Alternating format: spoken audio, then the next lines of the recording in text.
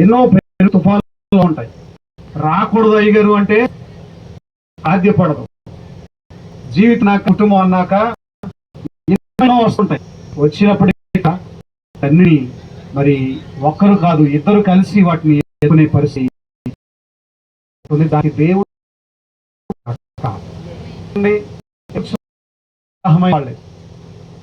వివాహం కాని వాళ్ళని పక్కన పెడదాం. వివాహమైన వాళ్ళే కదా అందరూ. మీ జీవితంలో వివాహం దగ్గర నుంచి ఈ రోజు వరకు మాకు ఏ సమస్య రాలేదండి అన్నవాళ్ళు అదేంటమ్మా, నేను అడిగేది తప్పు అడిగానా? మీకు పెళ్ళైన దగ్గర నుంచి ఈ రోజు వరకు మా జీవితంలో ఏ రోజు ఒక్క సమస్య అండి నవ్వుతూ హాయిగా ఉన్న వాళ్ళు ఒకసారి చేతితే నేను బహుమానం ఇస్తాను. ఎందుకు ఈ మాట అడిగానంటే వీళ్ళకి అర్థం కావాలండి. హల్లెలూయా, వీళ్ళకి అర్థం కావాలి. అంటే జీవితం అన్నాక ఖచ్చితంగా ఏదో ఒక తుఫాను, ఏదో ఒక కష్టం, బాధ, ఇబ్బందులు వస్తూ ఉంటాయి. వాటన్నిటినీ కూడా వీరిద్దరూ కలిసి ఎదుర్కోవడానికే ప్రభు జతపరిచాడన్నమాట. ఇక్కడ రాయబడినటువంటి మాట చూస్తే వారిద్దరును ఇద్దరు కాక ఏక శరీరంగా ఉంటారు. They have one. ఇప్పుడు వారి ఇద్దరు ఇప్పుడు ఎంతమంది అయ్యారు? ఒకళ్ళు అయ్యారు. ఇద్దరు ఒకటే అంటే అర్థం ఏంటంటే ఇద్దరి ఆలోచన ఒకరే ఉండాలి. ఇద్దరి ఆలోచన, ఇద్దరు మనసు కాలి, తలంపులు కాలి. అలా అయితేనే వారిద్దరు శరీరముగా ఏక మనసుతో ఉంటారని తెలియజేస్తా ఉంది. వారిద్దరి మనస్సులు కూడా చూడండి, మరి ఇద్దరు కూడా రెండు రకాల వాతావరణం వచ్చినవారు. వారు పెరిగిన వాతావరణం, పుట్టిన వాతావరణం.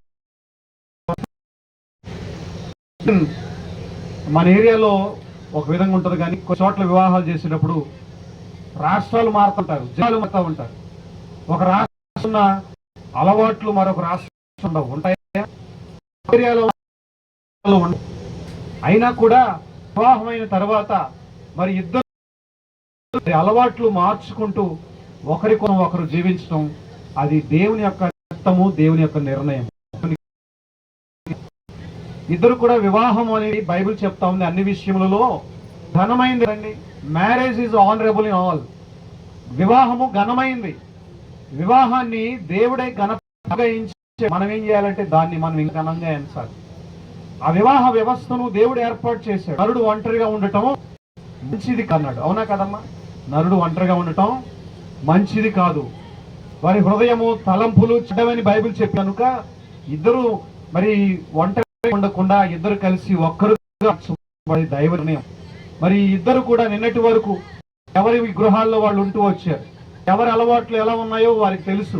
కానీ ఇప్పుడు ఏం చేస్తారంటే ఇద్దరి కోసం ఆ పాట పాడతారు కదా. ఆ పాట మీ అందరికి తెలిసే ఉంటుంది. ఆ పాట చెప్పండి, మీకు పాటలు వచ్చు కదా.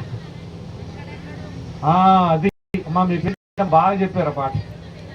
ఎక్కడెక్కడో పుట్టి ఎక్కడెక్కడో పెరిగి, ఆ రెండు మొక్కలే నాకు వచ్చాయి. హల్లెలూయా. చూడండి, ఎక్కడెక్కడో పుట్టి పెరిగి ఈ రోజున ఒక ఇంట్లో అడ్జస్ట్ అవటం, ఇది ఎంత గొప్ప నిర్ణయం. దేవుడు ఇది ఎవరి వల్ల సాధ్యమైంది కానే కాదు. వారి ఆలోచనలు, తలంపులు మార్చుకుంటూ ఒకరి కోసం వారు సర్దుకుపోతూ ముందుకు వెళ్తారు. అయితే అంటున్నాడు వారిద్దరు ఏక శరీరము కనుక దేవుడు జతపరిచిన వారిని మనుష్యుడంట. చెప్పండి అమ్మా, ఈ మాట చెప్పండి కూర్చోడు. దేవుడు జతపరిచిన వారిని మనుషులు వేరు చేయకూడదు. ఎందుకని ఆ వాక్యాలు రాసి పెట్టాడంటే దేవుడేమో కలిసి ఉంటాడు, మనిషి వద్దు అంటాడు అన్నమాట. దేవుడు భర్తలు ఉండాలి, కలిసి ఉండాలి, కుటుంబంతో సంతోషంగా ఉండాలి అని కోరుకుంటా ఉన్నాడు. మనిషి ఏం చేస్తాడంటే స్వార్థ కోసం వారిని వేరుగా ఉంటాడు. దేవుడు పరిచిన వారిని మనుషులు వేరు చేయకూడదు. చెప్పాలి, వివాహము దేవుడు ఏర్పాటు చేశాడు. మ్యారేజ్ మేడ్ ఇన్ హెవెన్ అంటారు. వివాహం పరలోకంలోనే ఏర్పరచబడతాయి. మరి దేవుడు జతపరిచిన సునీతలను, హలో ఒకసారి వినండి, ఇటు సునీల్ తరపున వాళ్ళైనా అటు సునీత తరపున వాళ్ళైనా సరే ఎవరి స్వార్థం కోసం వాళ్ళని వేరు చేయకూడదు. అదేంటి అయ్య గారు ఎలా చెప్తున్నారంటే అంతే, వాళ్ళిద్దరూ చక్కగానే ఉంటారు, కానీ అటోళ్ళకో ఇటోళ్ళకో ఇక్కడ ఎక్కడైనా జరిగే సంఘటన చెప్తున్నా, ఇక్కడ జరుగుతుందని చెప్పటం లేదు. అటో ఇటో ఎక్కడో చిన్న విషయంలో తేడా రాగానే ఇక చాలా గొడవలు అయిపోతా ఉంటాయి. దేవుడు జతపరిచిన వారిద్దరూ ఏం చేయాలి? అన్ని విషయాల్లో సమర్థించాలి, వాళ్ళకి ఆదరణగా ఉండాలి. వాళ్ళ జీవితాలు ఇప్పుడే ప్రారంభమైనాయి, తెలిసి తెలియక ఏదైనా చిన్న చిన్నవి జరిగినా కూడా మనం ఏం చేయాలంటే వారిని చక్కగా కౌన్సిలింగ్ ఇచ్చి నడిపించాలి. మాకు వివాహమై ఇంచుమించు 18 సంవత్సరాలు అవుతుంది. మాకు కూడా ఎన్నో పోరాటాలు వచ్చినాయి, అయినా కూడా దేవుని మహాకృపను బట్టి అన్నిటినీ కూడా జయించుకుంటూ వచ్చాం. దేవునికి స్తోత్రం కలుగును గాక. చెప్పండి సంతోషంగా అందరూ హల్లెలూయా. దేవుడు జతపరిచిన వారిని మనుషులు వేరు చేయకూడదు. ఇటు సునీల్ తరపు వారైనా ఇటు సునీత తరపు వారైనా మీకు ఏదైనా నచ్చకపోతే మీరు మౌనంగా ఉండాలి. ఒకవేళ సునీల్ నుంచి ఏదైనా నచ్చకపోతే సునీల్ చెప్పకూడదు, సునీత నుంచి ఏదైనా నచ్చకపోతే సునీల్ చెప్పకూడదు. మీరు సర్దుకుపోవాలి వాళ్ళకన్నా ముందు. రెండు కుటుంబాల వాళ్ళకి నాకు విన్నపం అదే. దేవుడు జతపరిచాడు కాబట్టి మనం కూడా వారిని ఏక మనసు ముందుకు నడిపించాలి. దేవునికి ఇష్టం కలుగును గాక. చెప్పండి గట్టిగా అందరూ హల్లెలూయా, హల్లెలూయా. ఇంకొక మాట చెప్పి నేను ముందు కొనసాగుతాను. మరి సామెతల గ్రంథంలోనే 22వ వచనం, సామెతల గ్రంథం 18వ అధ్యాయము 22వ వచనంలో ఒక మాట రాయబడి ఉంది. ఒక 2-3 మాటలు ఎక్కువ చెప్పను. మరి హెన్రీ గారు నాకు సమయం ఇచ్చారని నేను ఎక్కువసేపు ఇబ్బంది పెట్టను. ఒక పావు గంట 20 నిమిషాలు నా వాక్యాలను ముగిస్తాను. సామెతలు, భార్య దొరికిన వానికి మేలు దొరికెను, అటివాడు యెహోవా వలన అనుగ్రహము పొందినవాడు. దేవునికి స్తోత్రం కలుగును గాక. ఇక్కడ ఒక మాట వాడుతున్నాడండి, అనుగ్రహము. చెప్పండి ఏంటది? అనుగ్రహం అంటే ఏంటి? అనుగ్రహం అంటే ఏంటి? దేవుని యొక్క దీవెన, దేవుని యొక్క అనుగ్రహం పొందాడు సునీల్. అందుకే దేవుడు ఏమి ఇచ్చాడంటే ఒక భార్యని ఇచ్చాడు. దేవునికి స్తోత్రం కలుగునుగా. భార్య దొరికిన వానికి ఏరికిందంట, మేలు దొరికింది, మేకు దొరకలేదు. అవునా కాదండి? భార్య దొరికితే ఏం దొరికినట్టు? మేలు దొరికినట్టు. సునీల్ ఎప్పుడైనా నా భార్యలో నాకు ఎంత సంతోషమైంది అనుకోవాలి, కానీ మేలు దొరకలేదు, మేకు దొరికిందని ఆ మేకు గుచ్చుకుంటా ఉంటే చాలా ఇబ్బందికరంగా ఉంటుంది. అవునా కాదండి? కాబట్టి సునీల్కి దేవుడు ఏమి ఇచ్చాడంటే ఒక మేలు. ఈ మేలు అనే పదానికి మించిన పదం తెలుగులో లేదనమాట. ఒక చక్కటి మేలు. ఎన్నో మరి ఆయన చేసే పనే కానీ, ఉద్యోగమే కానీ, ఏదైనా ప్రయాణమే కానీ, ఎక్కడికైనా వెళ్ళి వచ్చి అలసిపోయినప్పుడు చక్కగా మరి సునీత ఏం చేస్తుందంటే సేద తీర్చడానికి మంచినీళ్ళు ఇచ్చి భోజనం పెట్టి, ఈయనకి ఇప్పుడు అర్థం కాదు, అప్పుడు అర్థం, నా భార్య నాకు మేలులాగా దొరికిందని. దేవునికి మహిమ కలుగును గాక. భార్య దొరికిన వానికి మేలు దొరికెను, అటివాడు యెహోవా వలన అనుగ్రహము. సునీల్కి దేవుని యొక్క అనుగ్రహం ఉంది. స్తోత్రం చెప్పండి గట్టిగా హల్లెలూయా. సునీల్కి ఎవరి అనుగ్రహం ఉంది? తల్లిదండ్రులు, అత్తమామలు, బంధుమిత్రులు వాళ్ళు కాదు, దేవుని యొక్క అనుగ్రహం పొందాడు సునీల్. అందుకే దేవుడు భార్యను బహుమానంగా ఇచ్చాడు. ఎందుకంటే తల్లిదండ్రులు మరి సునీల్ని పెంచారు. కొంతకాలం అయిన తర్వాత మరి వారి పెద్ద వయసు చేస్తూ ఉంటుంది. సో సునీల్కి అన్ని ఆలనా పాలన చూసుకోలేరు. దేవుడు అందుకే ఏం చేస్తాడంటే ఒక వ్యవస్థను పెట్టాడు. ఈ వివాహ వ్యవస్థ మనుషులు పెట్టినది కాదండి. ఇది ఎవరు పెట్టారంటే it has made by God. దేవుడు ఏర్పాటు చేసింది వివాహ వ్యవస్థ. దేవుడే పెట్టాడు.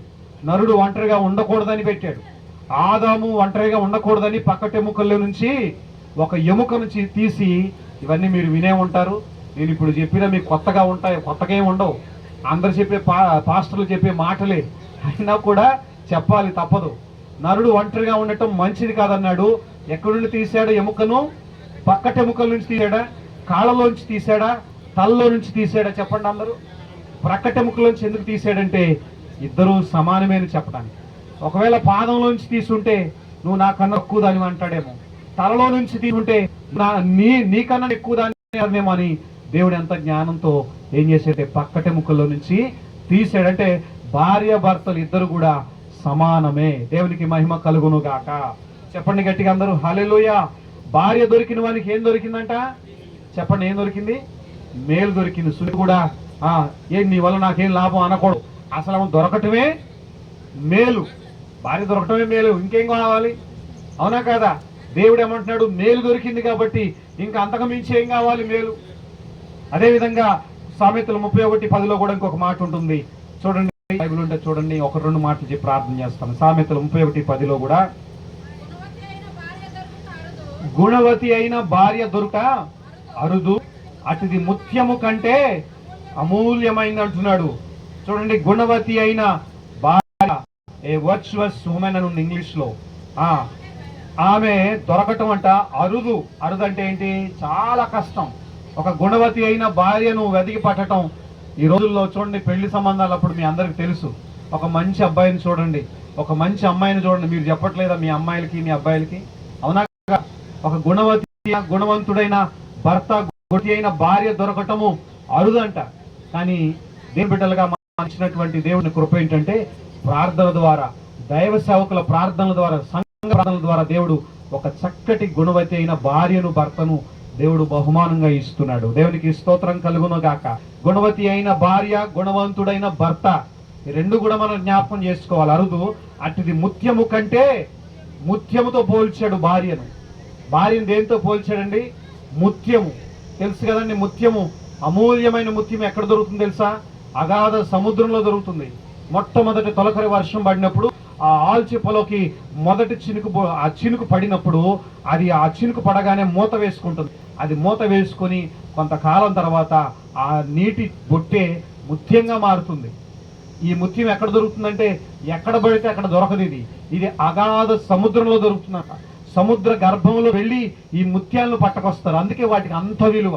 దేవుడు కూడా ఈ మహాసముద్రం అనే లోకంలో నుంచి ఒక ముత్యమైనటువంటి సునీతను దేవుడు బహుమానంగా గట్టి కొట్టండి ఒకసారి. చప్పట్లు భోజనాలు వెంటనే పెట్టమన్నట్టుంది. నాకైతే పెడతారు చక్కగా. కొంచెం దేవుని మాట కూడా వినాలి. మీరేం చేసి దేవుని మహిమ కోసం చేయమన్నాడు దేవుడు. అవునా కాదా? అది పెళ్ళైనా, గృహప్రవేశమైనా, ఏమంటారు బారసాలైనా, ముందు దేవునికి సమయం ఇవ్వాలి, వాక్యానికి సమయం ఇవ్వాలి, ప్రార్థనకు సమయం ఇవ్వాలి. దాని తర్వాత ఇవైన తర్వాత మీ అందరూ మొక్కలు నవ్వుతూ చక్కగా ఫోటోలు కూడా తీసుకోవచ్చు, ఇబ్బంది ఏమి లేదు. వాక్యాన్ని మనం ధ్యానం చేసుకుంటాం. ఏమంటున్నాడు? ఆ భార్య దొరుకుతాడు అటు ముత్యము కంటే, చెప్పండి, ముత్యముతో పోల్చాడు భార్యని. హల్లెలూయా. కొన్నిసార్లు మనం ఏంటంటే కోపంతో భార్యను ఏం చేస్తాం? తిడతా ఉంటాం. కానీ దేవుడు భార్యను ముత్యంతో. దేవునికి స్తోత్రం కలుగును గాక. ఇంకొక మాట చదువుకుందాం. సామెతలు అదే 31:12 చూడండి. 31:12 చదవండి. ఆమె తాను బ్రతుకు దినములన్నీ అతనికి మేలు చేయును. ఇందాకేమన్నాడు? భార్య దొరికిన వానికి ఏం దొరికిందంట? మేలు దొరికింది. ఇప్పుడు ఇక్కడ ఏమంటున్నాడంటే ఆమె తాను బ్రతుకు దినములన్నీ అతనికి, అంటే సునీత సునీల్కి ఏం చేస్తుందంట? బ్రతుకు కాలం అంతా కూడా చెప్పండమ్మా, మేలు చేయాలి, కీడేమీ చెయ్యకూడదు. ఈవెన్ కలలో కూడా మరి కీడు అనేది జరగకుండా ఆమె కాపాడుకోవాలి తన భర్తను. మరి ఆమె బ్రతుకు దినములన్నీ కూడా అతనికి మేలే చేయును గాని కీడేమీ చేయదు. ఎందుకని ఈ మాటలు రాశాడు? నీకు తెలియదు ఏం లేదు, వార్త తెలియదు లేదు. మరి వార్తాపత్రికల్లో, టీవీలో చూస్తా ఉన్న వివాహ వ్యవస్థ ఎంత భయంకరంగా తయారైపోయింది. నీవు మేలు మాత్రమే చెయ్యాలి, రవ్వంతైన కీడు అతనికి చేయకూడదని వాక్యం సెలవిస్తా ఉంది. దేవునికి స్తోత్రం చెప్పండి గట్టిగా అందరూ. హల్లెలూయా. అదేవిధంగా ఇంకొక మాట, ఆదికాండము 2:24 వచనం. ఆదికాండము 2:24 వచనం. కాబట్టి పురుషుడు తన తండ్రిని తన తల్లిని విడిచి తన భార్యను హత్కొనును అని రాయబడి ఉంది. ఇందాకేం చెప్పు? భార్య దొరికిన వానికి మేలు దొరికినని రాశాడు. ఇంకొక చోట ఏం రాశాడు? ఆమె బ్రతుకుదేవులను మేలే చేస్తుందని రాశాడు. మరి ఇంత మేలు దొరికినటువంటి ఈమెని భర్త ఏం చేయాలంట? పురుషుడు తన తండ్రిని తన తల్లిని విడిచి. ఇక్కడ ఇంకొక మాట చెప్తున్నాను, తల్లిని తండ్రిని విడిచి అంటే అర్థం ఏంటంటే వారిని విడిచిపెట్టి వేరో కాము పెట్టుకోమని ఎక్కడా లేదు. ఈ రోజుల్లో ఎలా పోయిందంటే, అంటే వీళ్ళిద్దరూ ఒక సలహా చెప్పాలని చెప్తున్నాను ఈ మాట.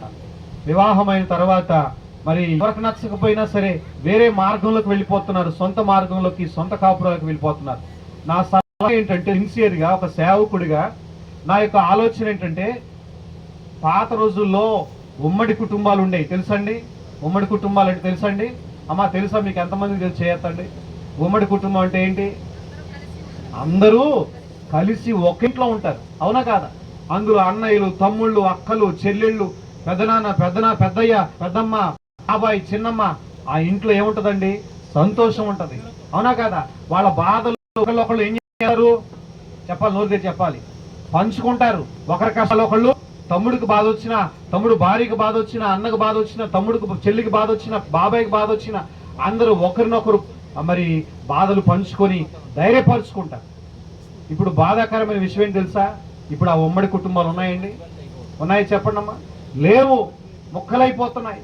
కుటుంబ వ్యవస్థ ఏమైపోయిందంటే ముక్కలైపోయి ఎవరికి వాళ్లే. ఏ ఇంట్లో చూసినా కూడా ఒకళ్ళిద్దరే, భార్య భర్త, ఇద్దరు పిల్లలు అంతే. పెద్దోళ్ళు కానీ మరి వృద్ధులు కానీ ఉండటానికి ఎవరు ఇష్టపడలేదు. పెద్దోళ్ళ ఆలోచనలు నాకు ఎప్పుడు కూడా ఆ పెద్దోళ్ళ ఆలోచనలు ఒక ఇంటికి ఎప్పుడు కూడా ఒక వృద్ధురో వృద్ధురాలో ఉండాలంట, ఒక ఆడపిల్ల ఉండాలంట, ఒక చిన్నపిల్లోడు ఉండాలంట, చిన్నపిల్ల కానీ పాప కానీ. ఎందుకని చెప్పండి? పెద్ద వయసు వాళ్ళు అయితే ఆలోచన చెప్తారు. ఆడపిల్ల ఉంటే ఇంటికి అందం అంటారు. చిన్నపిల్లోడు కానీ చిన్న పాప కానీ ఉంటే ఆ ఇంట్లో ఆ నవ్వుల పువ్వులు ఉంటాయి. అవునా కదా? ఆ ఇంట్లో అన్నీ ఉండాలన్నమాట. మీరు భోజనం చేసేటప్పుడు చక్కటి కూర, పచ్చడి, సాంబారు, పెరుగు అన్నీ వేసుకుంటారమ్మా? ఒట్టి పెరుగు అన్నమే తింటారా మీరు అందరూ? చెప్పాలమ్మా. అన్ని కలుపుకొని తింటేనే కదా రుచి. కుటుంబంలో కూడా అందరూ ఉండాలి, అన్నీ ఉండాలి, సంతోషం ఉండాలి, ఆనందం ఉండాలి. కొన్నిసార్లు దుఃఖాన్ని పంచుకునే వాళ్ళు కూడా మన కుటుంబంలో ఉండాలి. ఇక్కడ రాయబడిన మాట, కాబట్టి పురుషుడు తన తండ్రిని తన తల్లిని విడిచి తన భార్యను హత్తుకో.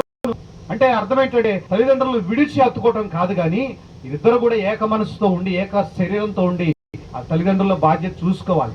కొంతమంది ఎలాగ తీసుకుంటారంటే విడిచిపెట్టమన్నారు కదా, దేవుడే చెప్పాడు కదా, తన తండ్రిని తల్లిని విడిచిపెట్టమన్నాడంటే విడిచిపెట్టమనలేదు. వృద్ధాప్యమందు నీ తల్లిని నిర్లక్ష్యం చేయొద్దు అన్నాడు. అవునా కాదా? ఈరోజు ఏమి విత్తుకుంటావు, రేపు అదే పంట కోసుకుంటావు. ఈ రోజు నీవు తల్లిదండ్రులను చూసావనుకో, రేపు నీ పిల్లలు నిన్ను చూస్తారు. ఈ రోజు నీ తల్లిదండ్రులను చూడకపోతే రేపు నీ పిల్లలు కూడా నిన్ను. దేవునికి మహిమ కలుగును గాక. చెప్పండి గట్టిగా అందరూ హల్లెలూయా. తన తల్లిని విడిచి తన భార్యను హత్తుకున్న వారు ఏక శరీరమై ఉందురు. దేవునికి స్తోత్రం కలుగును గాక. చిట్ట చివరి మాట ఎఫెసీయులకు రాసిన పత్రిక 5వ అధ్యాయము 33వ వచనం. ఎఫెసీ 5వ అధ్యాయము 33వ వచనం. ఎఫెసీ 5:33. ఇది ఒకటి చదువుకుని ప్రార్థన చేసి. మెట్టుకు మీలో ప్రతి పురుషుడును తనను వలె తన భార్యను ప్రేమించవలెను. భార్య అయితే తన భర్త యందు భయము కలిగి ఉన్నట్లు చూసుకోవలను. దేవునికి స్తోత్రం కలుగును గాక. మెట్టుకు మీలో ప్రతి పురుషుడును తనను వలె తన భార్యను ఏం చేయాలట? సునీల్ ఏం చేయాలంటే తన శరీరాన్ని తాను ప్రేమించుకున్నట్లు తన భార్యను కూడా ప్రేమించాలి. నేను చాలా మందిని చూస్తూ ఉంటాను, ఇంట్లో భార్యకు పిల్లలు సరిగా సౌకర్యాలు ఏమి ఉండవు. నిజంగా చెప్తున్నాను, వాస్తవంగా చూసి. ఆ భార్య మంచి చీర ఉండదు, ఆ పిల్లలకి సరైన బట్టలు ఉండవు. ఈయనైతే కద్దరు చొక్కా వేసుకొని రోడ్డు మీద పడి తిరుగుతూ ఉంటాడు. ఇట్లాంటి మహానుభావులు మీకు కూడా కనపడుతూనే ఉంటారు. ఇంట్లో పిల్లలకి కానీ ఆ భార్యకి కానీ సరైన బట్టలు ఉండవు, ఇంట్లో సరైన సౌకర్యాలు ఉండవు, ఇంట్లో సరైన భోజనం ఉండదు. ఈయన మాత్రం రోడ్డు మీద చక్కగా మంచి బట్టలు వేసుకొని మంచి వస్త్రాలతో కద్దరు చొక్కాలతో గంజి పెట్టుకొని చక్కగా ఊళ్ళో తిరుగుతూ ఉంటాడు. అది సరైందని అంటారా? దేవుని వాక్యం ఏం చెప్పింది? తనను వలె తన భార్యను ఏం చేయాలంట? తన భార్యగా తను ఏం తింటున్నాడో తన భార్యకు పెట్టాలి, తను ఏం కొనుక్కుంటున్నాడో తన భార్యకు పంచాలి, తను ఏం ధరిస్తున్నాడో తనకు ఒక డ్రెస్ కొనుక్కుంటే తన భార్యకు ఒక చీర కొనాలి. ఇది బైబిల్ చెప్పినటువంటి సత్యం. ఇది అలా చేయకపోతే మరి దేవుని వాక్యం అది నిరర్ధకం అయిపోతుంది. ఏమంటున్నాడు? మీలో ప్రతి పురుషుడు తన వలె తన భార్యను ప్రేమించవలెను. భార్య అయితే తన భర్త యందు భయం ఉండినట్లు. భార్య ఏం చేయాలంటే తన భర్త అంటే భయము. భయం అంటే ఏంటి? అమ్మో అమ్మో వస్తున్నాడు అని దాక్కోవటం కాదు, ఆ భయం కాదు. ఇది ఏ భయం? ఇది దైవికమైన భయం, దేవునికి ప్రేమతో సంబంధించినటువంటి భయం, దేవుని ప్రేమతో నిండినటువంటి భయం ఉండాలి, దైవ భయం ఉండాలి. అంతేగాని శారీర సంబంధమైంది కాదు. భర్త ఏం చేయాలంటే ఆ భార్యను ప్రేమించాలి. భార్య ఏమో చెప్పాలి చెప్పాలి ఏముండాలంట? భయం ఉండాలి. నువ్వంటే నాకు భయం లేదు, ఏం చేసుకోపో అంటే ఇంకెందుకు? భర్త చెప్పగానే అది కష్టమైన నష్టమైన భర్త అంటే భరించేవాడు, కుటుంబాన్ని మోసేవాడు, కష్టపడి వచ్చేవాడు, బయట తిరిగేవాడు, కుటుంబాన్ని పోషించి తన ఇంటి బాధ్యతలు భుజాన్ని వేసుకున్న ఆయనకు భయపడటంలో తప్పేమీ లేదు. అమ్మా, మనల్ని పోషించేది ఎవరో దేవుడే కదా, మనల్ని నడిపించేది ఎవరో దేవుడే కదా, మనల్ని పుట్టించేది ఎవరో దేవుడే కదా, కాపాడేది కదా. మరి దేవుడికి భయపడుతున్నావా లేదా? మనం చెప్పాలి, భయపడలేదా మీరు? దేవుడు భయం ఉన్న వాళ్ళు ఒకసారి. కొంచెమే ఉంది మీకైతే, సగం వేస్తారంటే సగమే ఉందా? మనం దేవునికి భయపడతాం. అఫ్ కోర్స్ కొంతమంది దేవునికి కూడా భయపడర్లేండి. మీరు వెళ్తా ఉంటే కరెంట్ స్తంభాల మీద డేంజర్ అని ఎముకలు బొమ్మలు వేసి ఉంటాయి, పుర్రె బొమ్మలు వేసి ఉంటాయి. కరెంట్ షాక్ తగులుతుంది దాని దగ్గరికి వెళ్తే 5000 వోల్టేజ్ కదా. ఆ కరెంటుకు భయపడతారు. ఏమంటే కుక్కకు భయపడతారు, నక్కకు భయపడతారు, పందికి భయపడతారు, పిల్లికి భయపడతారు, రాత్రులు భయపడతారు, పగలు భయపడతారు, అన్నిటికి భయపడతారు. ఏమండి మరణానికి భయపడతారు, అన్నిటికి పడతారు. కానీ దేవుడికి కొంతమంది భయపడండి. దేవుని భయం ఉన్న వాళ్ళకి ఏం ఉంటుందంటే అన్ని భయాలు ఉంటాయి. దేవునికి స్తోత్రం చెప్పండి గట్టిగా. ఇక్కడ వాక్యంలో చివరి మాట్లాడుతున్నాడు, భర్త ఏమో తన భార్యను తనలాగా ప్రేమించాలంట, భార్య ఏమో తన భర్త ఎడల భయము ఉండాలని వాక్యం చెప్తా ఉంది. విధేయత కలిగి తన భర్త ఏం చెప్తే అది చేయాలి. తన భర్తకు లోబడి తన భర్త మాటకు విని దేవునికి మనం ఎలాగైతే లోబడినట్టు అది ఇంకొక చోట రాయబడి ఉంది, మన క్రీస్తు సంఘమును ప్రేమించినట్లు అని రాయబడి ఉంది. అదేవిధంగా సునీత కూడా తన భర్తకు విధేయత చూపించి తన భర్త చెప్పినట్టుగా ముందు కొనసాగితే ఈ కుటుంబం సంతోషంగా ఉంటుంది, ఆనందంగా ఉంటుంది. భార్య దొరికిన వారికి ఏం దొరికిందంట? మేలు దొరికింది. కాబట్టి ఆ మేలుని ఏం చేసుకోవాలంటే చూడండి, ఇప్పుడు మనకి ఒక మంచి బహుమానం దొరికినప్పుడు దాన్ని జాగ్రత్త కాపాడుకుంటామో లేదా? అంతే ఎందుకండి, ఇప్పుడు ఈ వివాహంలో వీళ్ళకి ఎంతో మంది బహుమానాలు గిఫ్ట్లు ఇచ్చారు. వాళ్ళు అన్నిటిని ఓపెన్ చేసి చూసి చివరి ఒక మంచి దాని ఇంట్లో జాగ్రత్తగా పెట్టారు.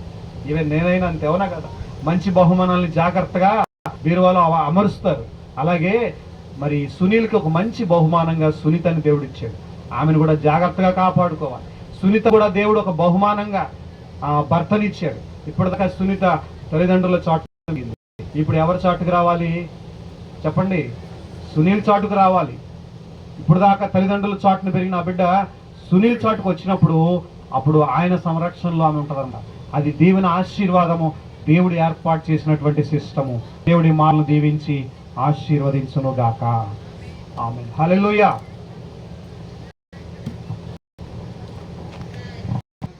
విషయం ఏంటంటే వారిద్దరు కూడా ఒకళ్ళంటే ఒకళ్ళు ఇష్టపడి తల్లిదండ్రుల ఆమోదయోగ్యంతో పెళ్లి చేసుకున్నారు. ఈ రోజుల్లో చాలా మంది తల్లిదండ్రుల మాటని పెడజేవిని పెట్టి ఇష్టం వచ్చిన మ్యారేజీలు చేసుకుంటున్నారు. కానీ వీళ్ళిద్దరు మాత్రం తల్లిదండ్రులు ఏదైతే చెప్పారో ఆ విధంగా వివాహం చేసుకున్నారు. అందుకు ఘనమైనదని చెప్పవచ్చు. మూడవదిగా ఎందుకు ఘనమైందంటే దేవుని సేవకులు, విశ్వాసులు, తోటివారు అందరూ కూడా వీరిని దీవించారు నిన్న వివాహ సమయంలో. అందుకు ఈ మూడు విషయాల్లో దేవుడి వివాహాన్ని చాలా ఘనముగా ఎంచాడు. ప్రత్యేకంగా నిన్నటి దినాన సునీల్ సీతాకి మంగళసూత్రాన్ని కట్టావా? మంగళసూత్రం కట్టావా? భారతదేశ సాంప్రదాయ ప్రకారం మంగళసూత్రం కట్టాలి. ఈ లోక ఆచారం ఖచ్చితంగా చేయాల్సిందే. వేరే దేశాల్లో అయితే మంగళసూత్రం కట్టుకోకర్లా, కానీ భారత సాంప్రదాయం ప్రకారం మంగళసూత్రం కట్టాడు. అంతకంటే ముఖ్యంగా బైబిల్లో ఒక 7 సూత్రాలు ఉన్నాయి. నేను క్లుప్తంగా ఒక 5 నిమిషాల్లో ముగిస్తా. మొట్టమొదట సునీల్ గాని సునీత గాని ఒకళ్ళంటే ఒకళ్ళకి నమ్మకం ఉండాలి. ఎవరు చెప్పిన మాటలు కూడా మీరు వినకూడదు, గుర్తుపెట్టుకోండి. మీ తల్లిదండ్రులైనా లేకపోతే మీ బంధువులైనా ఎవరు కూడా పక్కన పెట్టాలి. మీరిద్దరంటే ఒకళ్ళంటే ఒకళ్ళ నమ్మకం ఉండాలి. అప్పుడు దేవుడు జీవిస్తూ ఉంటాడు. రెండవదిగా ప్రేమ కలిగి ఉండాలి. ఒకళ్ళంటే ఒకళ్ళు ప్రేమ కలిగి ఉండాలి. ప్రేమ అంట బైబిల్లో ఒక మాట ఉంది, మీరు పూర్తి చేయండి. ప్రేమ ఏం చేసిద్దంటే దోషాలని కప్పేది. చిన్న తప్పులైనా ప్రేమ కప్పేసిద్ది. అదే ప్రేమ లేకపోతే చిన్న విషయమైనా సరే అది గొడవలకు కారణమవుతూ ఉండదు. కాబట్టి అటువంటి ప్రేమ కలిగి ఉండాలి మీరిద్దరు, గుర్తుపెట్టుకోండి. మూడవదిగా ఐక్యత, కలిసిమెలిసి ఉండాలి. కలిసిమెలిసి ఉండాలి. మీ కుటుంబం, వీళ్ళ కుటుంబం, 2 కుటుంబాలు, మీ తల్లిదండ్రులు, మీ అత్తమామల్ని మీ తల్లిదండ్రులుగా ఎంచుకోవాలి. సునీత, నువ్వు కూడా మీ అత్తమామల్ని తల్లిదండ్రులాగానే ఎంచుకోవాలి. అప్పుడే మీ జీవితం చాలా బాగుంటుంది. కలిసిమెలిసి ఉంటే కలదు సుఖమని చాలా సామెతలు ఉన్నాయి. చిన్నప్పుడు చదువుకున్నాం. 5 ఆవులు కథ అని, 5 కర్రలు మూట, ఒక్కొక్కళ్ళు అయితే విప్పుతారు, ఒక్కరు అయితే విప్పుతారు, 5 కర్ర అయితే విరగొట్టలేరు. కాబట్టి మీరిద్దరు కలిసి ఉండటం ముఖ్యం. 4వదిగా ఏంటంటే మీ ఇద్దరు అన్నిటికంటే ముఖ్యంగా ప్రార్థనా జీవితం కలిగి ఉండాలి. ప్రార్థనా జీవితం, మందిరంలో అడుగు పెట్టాలి, ప్రార్థన చేయాలి. ప్రార్థన చేస్తారా? చేస్తావా సునీల్? మందిరంలో అడుగు పెట్టాలి, గుర్తుపెట్టుకోండి. ఎప్పుడైతే మందిరంలో అడుగు పెడతారో మీకు దీవెనలు, మందిరంలో అడుగు పెట్టకపోతే ఈ లోకపరంగా దీవెనలు రావచ్చు, ఈ లోకపరంగా ఆశీర్వాదాలు రావచ్చు, కానీ పైనున్న ఆశీర్వాదాలు, పరలోక ఆశీర్వాదాలు, ఆత్మీయ ఆశీర్వాదాలు మీకు రావు. కాబట్టి మీరు ప్రార్థన చేసుకోవాలి, మందిరంలో అడుగు పెట్టాలి. 4వ విషయం. 5వ విషయం ఏంటంటే 5వ విషయం ఓర్పు కలిగి ఉండాలి. దానికి తగాదాలు ఉండకూడదు. ఓర్పు కలిగి ఉండాలి, ఓపిక పట్టుకోవాలి, ఓర్పు సహించుకోవాలి, ఒకళ్ళంటే ఒకళ్ళు తగ్గించుకోవాలి. భార్య నేను గొప్ప, భర్త నేను గొప్ప అని అనుకోకూడదు. భర్త గొప్పే, భార్య గొప్ప, ఇద్దరు గొప్పే. కష్టపడి పనిచేయటంలో భర్త గొప్ప అయితే, ఇష్టపడి చేసి పెట్టడంలో భార్య గొప్ప. అందుకనే నేను ఎక్కువ నేను తక్కువ అనే ఆ భేదాలు ఉండకూడదు. మీ ఇద్దరికి ఓర్పు కలిగి జీవించాలి. ఎప్పుడైతే ఓర్పు కలిగి జీవిస్తారో దేవుడు మీ కుటుంబాలని దీవిస్తూ ఉంటాడు. అదేవిధంగా ఆరవదిగా ఏంటంటే మీ కాపురంలో గుట్టు కలిగి ఉండాలి. గుట్టు ఎవరికి బయటకి మీ సొంత విషయాలు అమ్మండి, ఏదైనా కష్టం రానున్నాయి ఫోన్ చేసి అమ్మా ఎటు జరిగిందని సునీత చెప్పకూడదు, సునీలు కూడా ఎవరికి చెప్పకూడదు. గుట్టు కలిగి ఉండాలి మీ కాపురంలో. ఎప్పుడైతే ఈ లక్షణాలు అన్ని కలిగి ఉంటాయో దేవుడు మీ వివాహాన్ని ఘనమైనదిగా ఎంచుతాడు, జీవితాన్ని ఆశీర్వకరంగా మారుస్తాడు. ముఖ్యంగా 128వ కీర్తనలో ఉన్న అన్ని ఆశీర్వాదాలు దేవుడు మీకు అనుగ్రహిస్తాడు. అంతకంటే ముఖ్యంగా గర్భఫల, భూఫల, ఈ లోక దీవెనలన్నీ కూడా దేవుడు మీకు అనుగ్రహిస్తాడు. అందరం కలిసి ఆమేన్ చెబుదాం. ఒకసారి చెప్పండి, ఆమేన్ చెబుదాం. చెప్పండి. దేవుడు సునీలకి, సునీతకి గర్భఫల, భూ దీవెనలు కుమ్మరించును గాక. చెప్పాలి ఆమేన్ అని.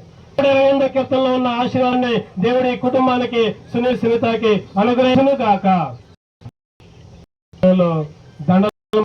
దండలు మార్చుకోలేదు. ఇలా కేక్ కూడా అరేంజ్ చేయాలి. కేక్ రావాలి. కేక్ లేదని నేను కొద్దిసేపు చెప్పా.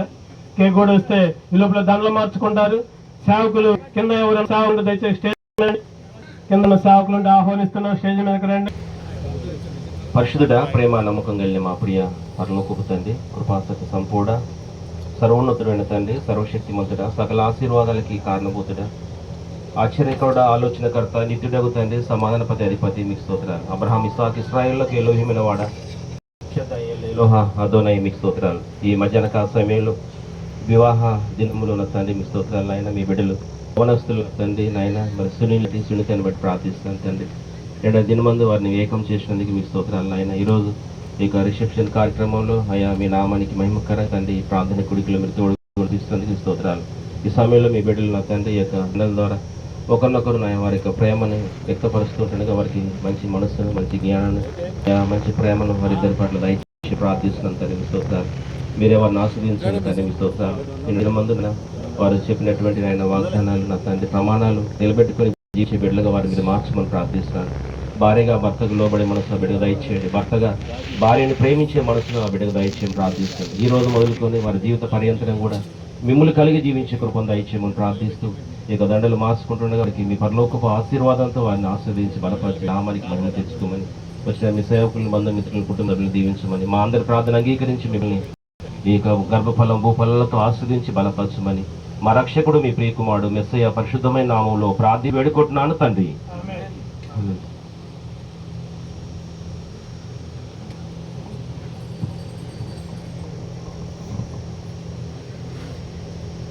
అందరూ చప్పట్లు కొడదాం. ఇద్దరు దండలు మార్చుకుంటున్నారు.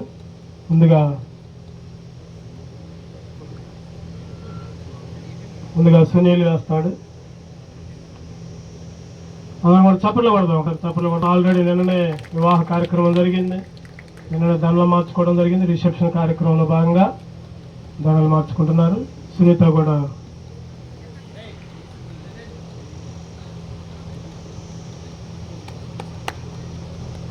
దేవునికి స్తోత్రం.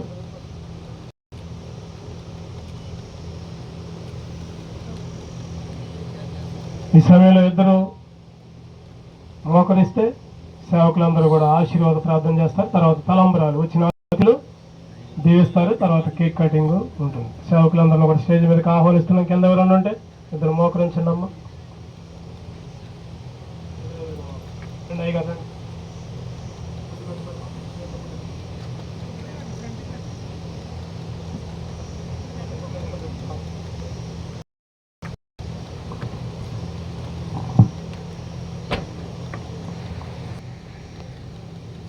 కదా తండ్రి, కృపగల దేవ, గొప్ప దేవ, సర్వోన్నతుడా, మీ ఘనమైన పాదాలకు వేలాది వందములు చేస్తున్నారు. ఈ మధ్యాహ్న కాల సమయంలో అంబోజి రమేష్ అన్న, లలితక్క వారిని ప్రేమించి ఇచ్చిన ఏకైక కుమారుడు సునీల్ని బట్టి వందనాలు.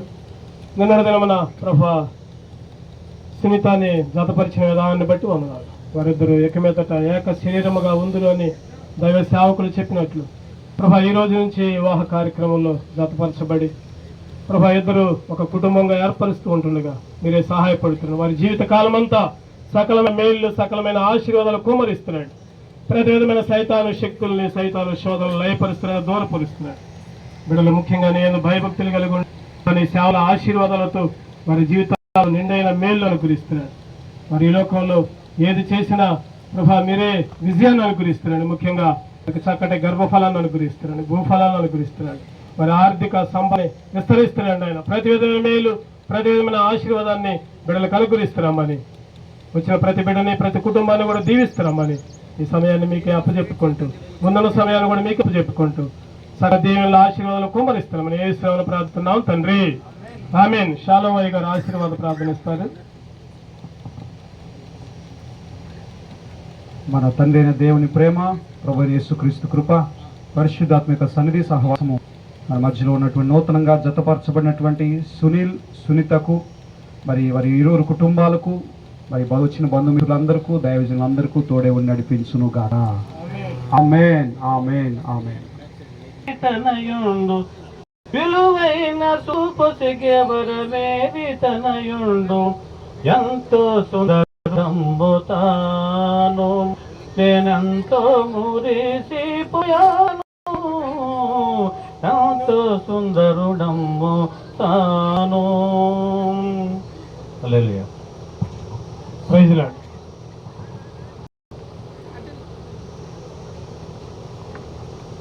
ఇంకా వచ్చిన అతిథి వచ్చి నూతన వధువులను దీవించాల్సిందిగా కోరుచున్నాం. ఒక్కొక్క ఫ్యామిలీ తన్నీరు నాగేశ్వరరావు గారు ఆహ్వానిస్తున్నాం. తన్నీరు నాగేశ్వరరావు గారిని స్టేజ్ మీదకి ఆహ్వానిస్తాం. వాళ్ళ బృందాన్ని స్టేజ్ మీదకి ఆహ్వానిస్తున్నాం. నూతన వధువులను దీవించాల్సిందిగా కోరుతున్నాం.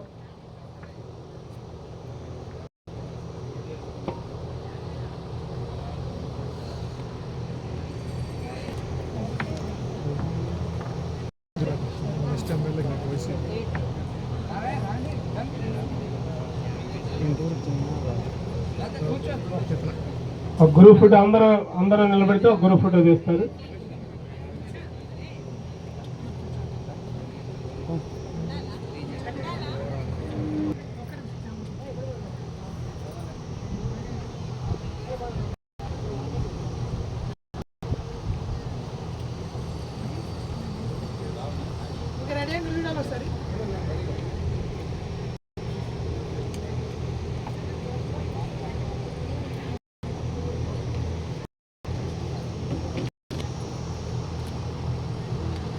రెడీ ఇక్కడ చూడాలి, స్మైల్ ఉండాలి.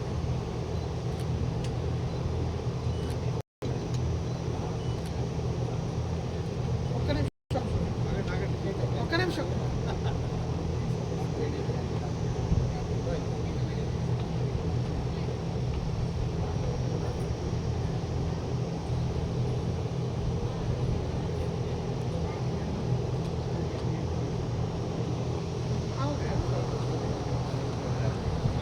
Thank you.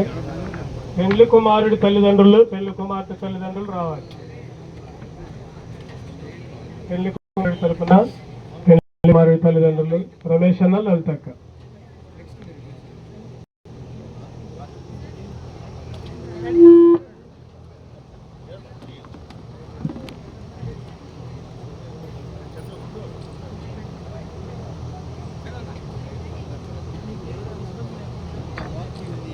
రెడీ అండి, ఇక్కడ చూడాలి సార్. రెడీ సార్, రెడీ అండి, ready ready ready sir, ready.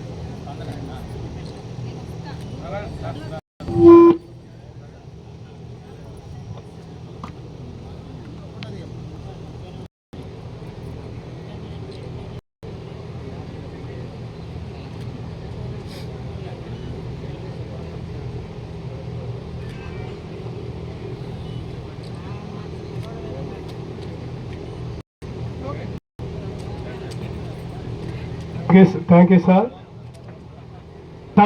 సేవకులు కూడా ఒక గ్రూప్ ఫోటో అండి. సేవకులందరూ కూడా ఒక గ్రూప్ ఫోటో. శివం గారు ఫ్యామిలీ కూడా, అమ్మగారు కూడా రావాలి. రెడీ.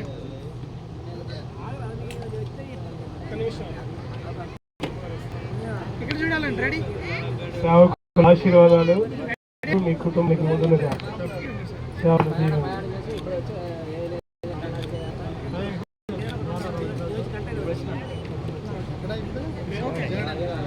ఇంకా కింద ఉన్న వాళ్ళలో అందరూ కూడా వచ్చి నూతన వధువులను దీవించాలని